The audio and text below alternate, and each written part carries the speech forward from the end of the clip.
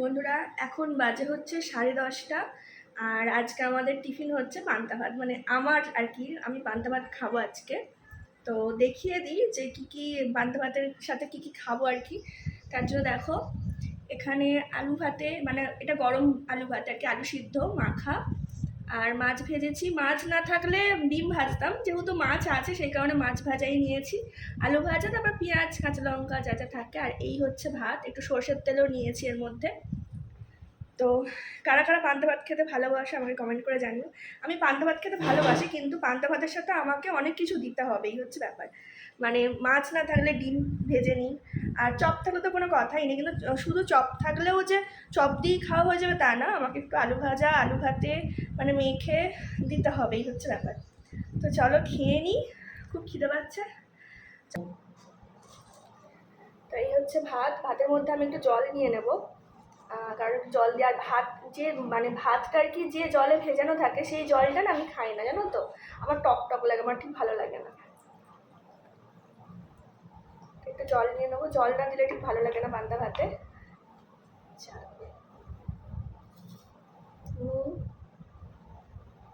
এরকম নুন দেয় না।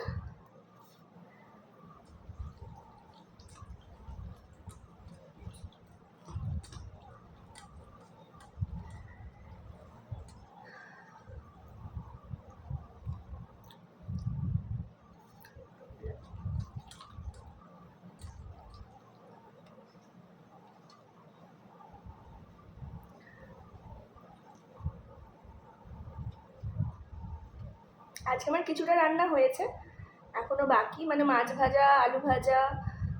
আলু ভাজা আমার জন্যই করেছে, আর একটু আছে ছেলের জন্য, ডাক্তারবাবু তো খায় না। তো মাছ ভাজা হয়ে আছে, আর মাছের ঝোল হবে, আর দেখি আর কি করা যায়।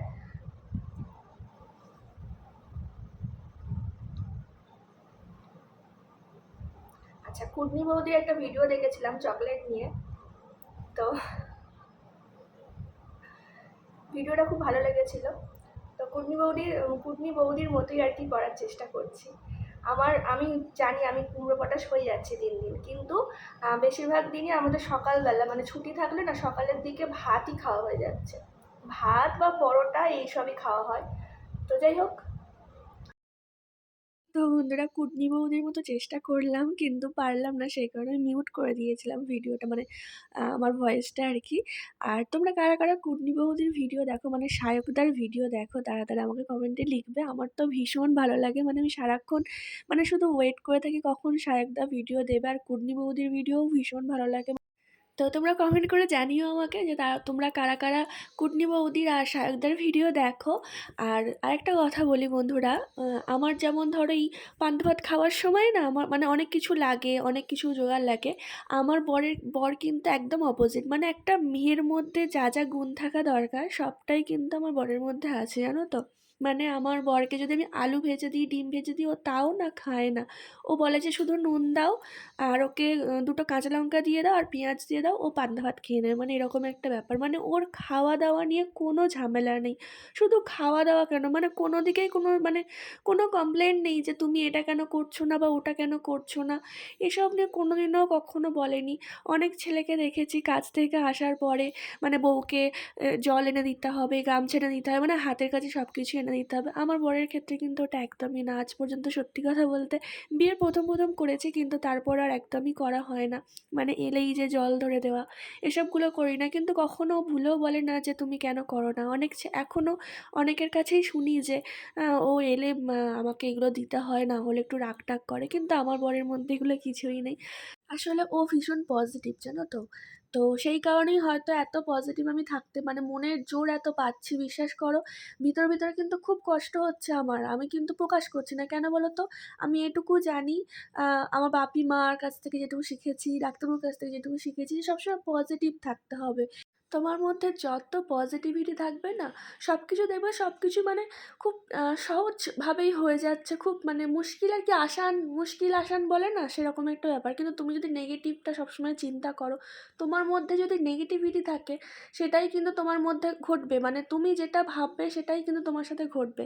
তো জানো তো বন্ধুরা, আমার কিন্তু ভীষণ মনে মনে খুব মানে মনে কষ্ট হচ্ছে যে ডাক্তারবাবুর শরীরটা খারাপ, অপারেশন করতে হবে।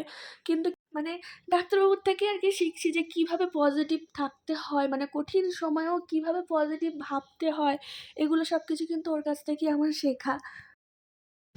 এগুলো কি বলো তো, কারা কারা খাও বলো দেখি, কে কে চিনতে পারো। আমার তো খুব পছন্দের এগুলো। নুন হলুদ দেওয়া হয়নি, নুন হলুদ দিলে যদি তোমরা বুঝতে না পারো সেই কারণে দিইনি। কারা কারা খাও কমেন্ট করে আমাকে জানাবে, ঠিক আছে? দাঁড়াও লাইটটা জ্বালিয়ে, এটা দেখি লাইট জ্বালিয়ে, বোঝা যাচ্ছে? বুঝতে পারবে? আহা,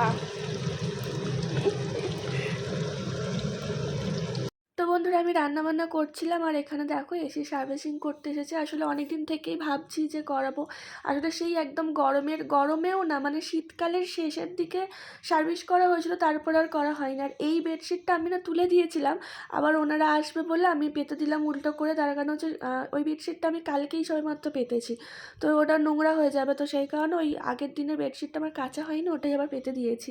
আর এখন আমাদের ফ্রিজটা খারাপ, তো যার জন্য আমি ওনাদের জন্য মানে মিষ্টি কোল্ড ড্রিঙ্কস তো কিছু আনাতে পারিনি। আর সেই কারণে কী বলতো, লাড্ডু শনপাপড়ি দিয়েছিলাম আর একটু গ্লুকন-ডি গুলে দিয়েছিলাম, কিছু করার নেই, কারণ আমাদের ফ্রিজ খারাপ, সেই কারণে আমাদের কোল্ড ড্রিঙ্কস কিছু থাকছে না ফ্রিজে, জানো তো। দেখো বন্ধুরা ওয়েদারটা কত সুন্দর লাগছে।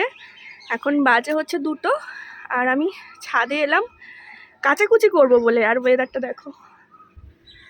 তাও আজকে কাচবো, আসলে জলটা ছিল না, এখন জোয়ার হয়েছে, তো সেই কারণে জল তুলছি। মানে জোয়ার অনেক আগেই হয়েছে, কিন্তু ভরপুর না হলে না জল উঠছে না, সেই কারণে এখন মোটর চালিয়ে আর কাচাকুচি করতে এসছি।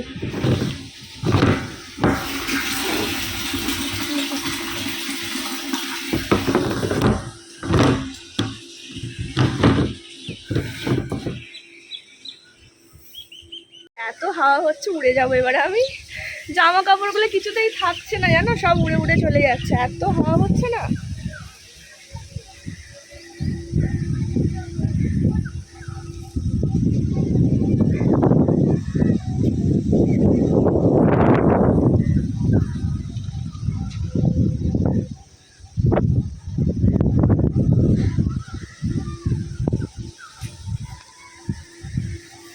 এখনো কয়েকটা বাকি আছে, ওগুলো তো হয়েছে মোটামুটি। জলটাও যদি ঝরে যায় তাহলে কি বলতো ঘরে নিয়ে গিয়ে আমি মেলে দিতে পারবো, কিন্তু যা বৃষ্টি চলেই এলো।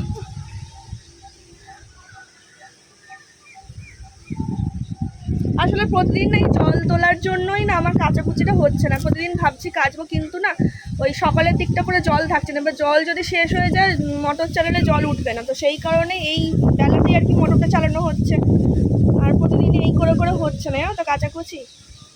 আর জানি না কিভাবে জলটা শেষ হয়ে যাচ্ছে একদিনের মধ্যেই, মানে একদিন যাচ্ছে, মানে আজকে জল তুলছি কালকে আবার শেষ হয়ে যাচ্ছে, জল তুলতেই হচ্ছে এরকম একটা ব্যাপার।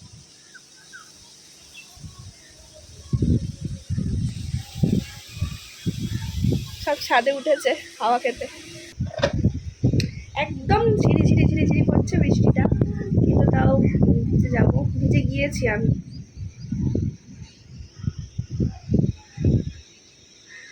জামা কাপড়গুলো মোটামুটি জল ঝরে গিয়েছে, তো সেই কারণে তুলে এই বালতির মধ্যে রেখে দিলাম। যদি মানে বৃষ্টি না থামে তো ঘরে দিয়ে দেবো। ভূতু সেজে আছিস কেন তুই? পাপার গেঞ্জি পরেছিস? দেখি দেখি একটু ভালো করে দেখি পাপার গেঞ্জি পরে কেমন লাগছে। বাবা বাবা, বসো বসো বসো।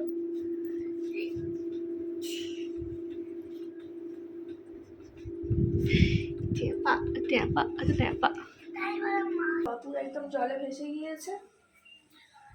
যাক চলো এবার এগুলো একটু মেলে দিই। রোদ হয়েছে কিন্তু এখনো গুঁড়ো গুঁড়ো বৃষ্টি পড়েই যাচ্ছে। দেখো কত বৃষ্টি হয়েছে, দেখো পুরো ভেসে গিয়েছে একদম, মানে খুব ঝাপটা হয়েছে। তোমার মানে এই যে দেওয়ালগুলো দেখো,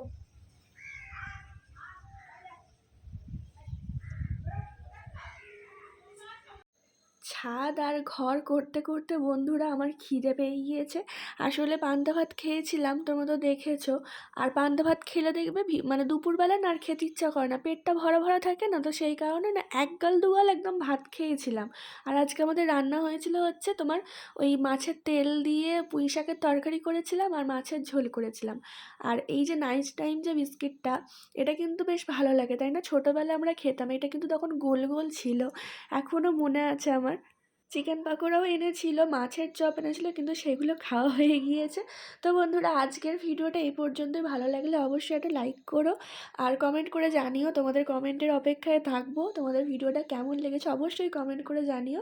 তো আজকের জন্য টাটা।